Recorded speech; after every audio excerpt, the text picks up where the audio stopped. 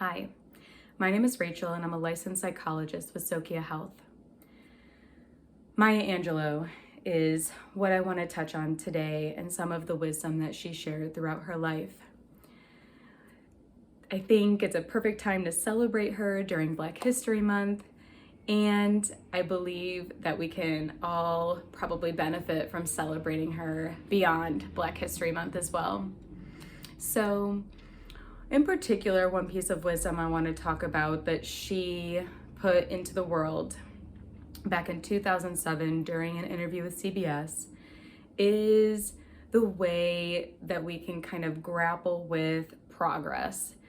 And even when the progress is not enough, how we can celebrate the progress and continue to build off of it, as opposed to shriveling and kind of withdrawing and getting into a more hopeless state.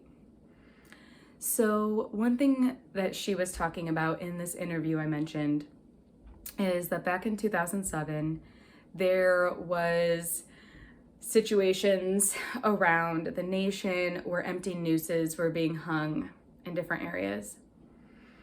And although this is clearly troubling in a lot of ways, she was celebrating and acknowledging that, first of all, that the nooses were empty, and that second of all, it was really kind of stimulating outrage for many people. It was making the covers of newspapers and magazines to talk about how disturbing it was. And that, in Maya Angelou's lifetime, was a huge change that occurred.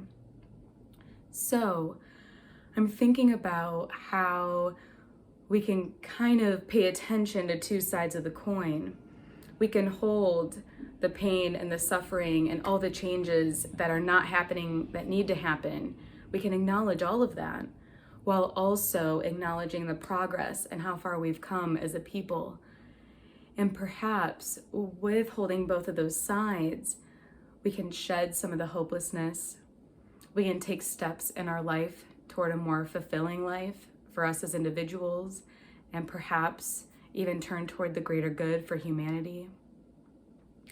I think this is a pivotal moment where we could all serve to do the best we can to really shed the hopelessness that a lot of us have kind of picked up over the past, decade, 5 years, whatever might be the case for you. So all food for thought here, and I appreciate you tuning in. Take care.